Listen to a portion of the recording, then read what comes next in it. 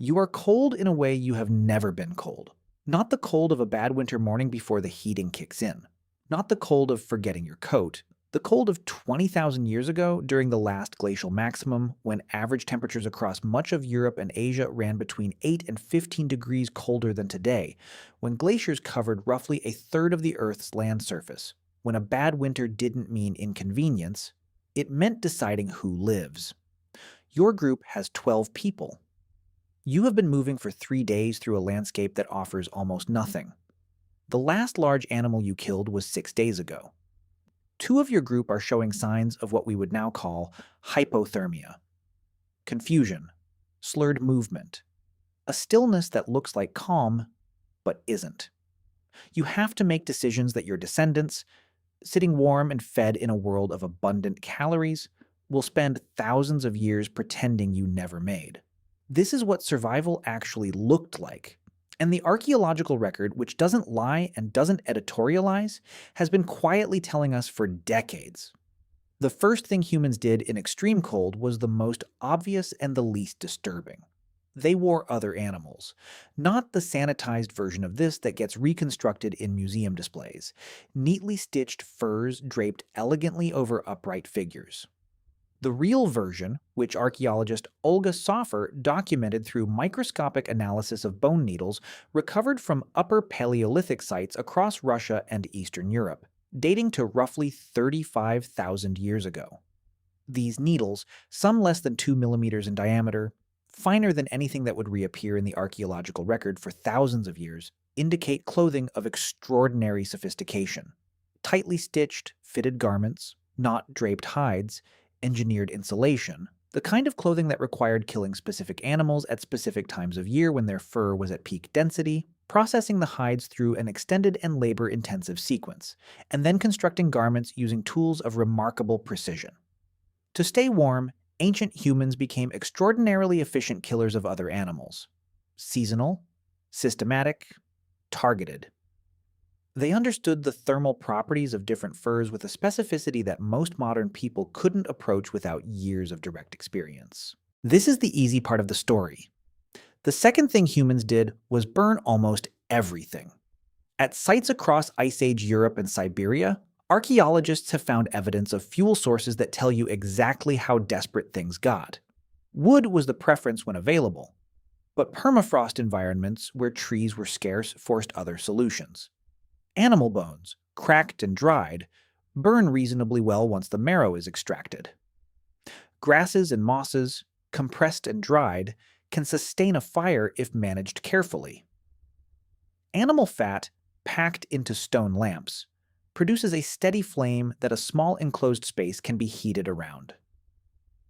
The mammoth hunters of the Pavlovian culture in what is now the Czech Republic built their shelters partly from mammoth bones.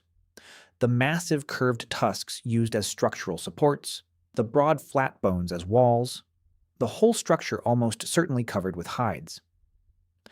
Inside these dwellings, which archaeologist Bohuslav Klima excavated across multiple seasons in the 1950s and 60s, he found evidence of sustained fires burning for extended periods.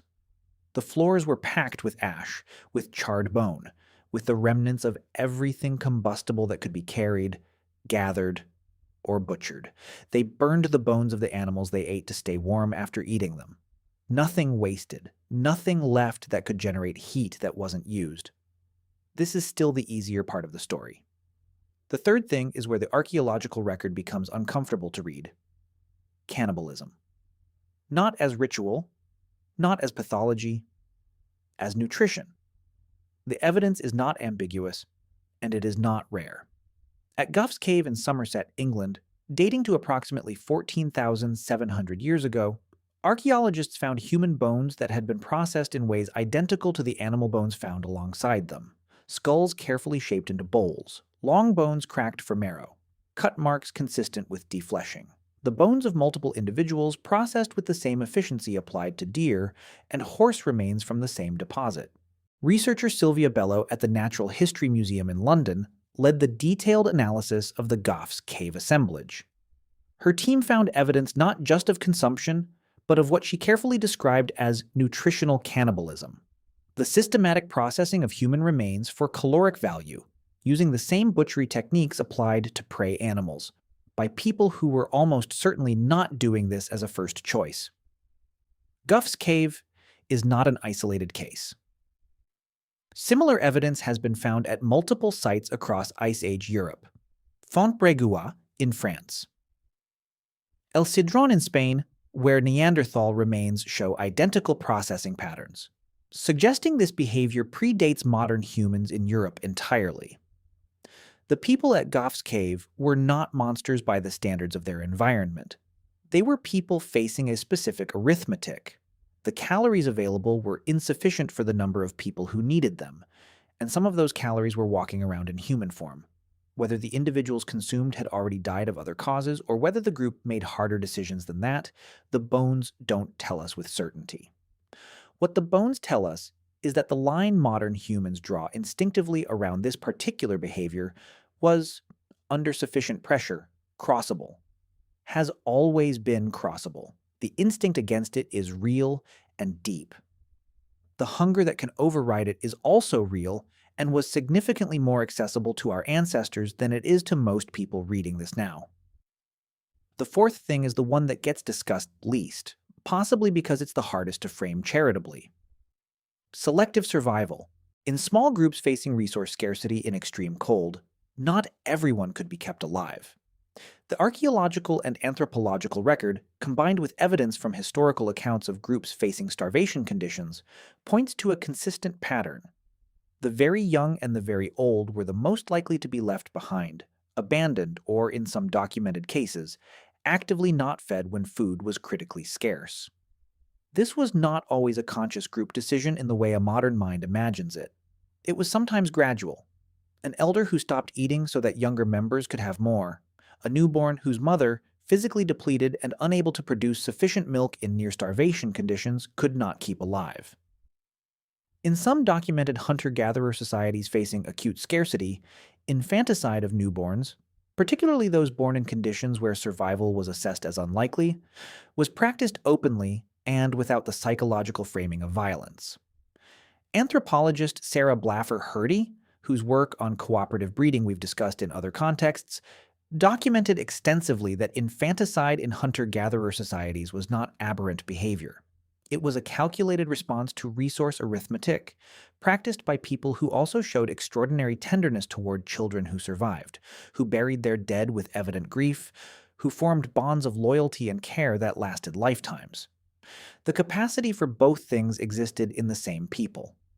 The same hands that carefully stitched a child's fur garment against the cold made other decisions when the cold won. This is what the archaeological record keeps returning to. In site after site, across continent after continent, across hundreds of thousands of years of human survival in conditions that were genuinely lethal. The humans who made it through were not the ones who held every modern moral intuition intact under pressure. They were the ones who could bend those intuitions far enough to survive, and then, when the crisis passed, rebuild the social fabric as though it hadn't happened. Every person alive today is descended from people who made it through at least one winter that should have killed them.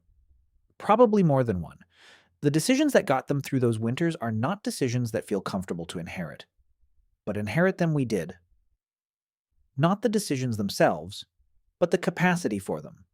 The part of human psychology that can, under sufficient extremity, do what needs to be done and keep going. We built fires over it, built cultures over it, built the comfortable modern world over it, thick enough that most of us will never be anywhere near the conditions that would uncover it.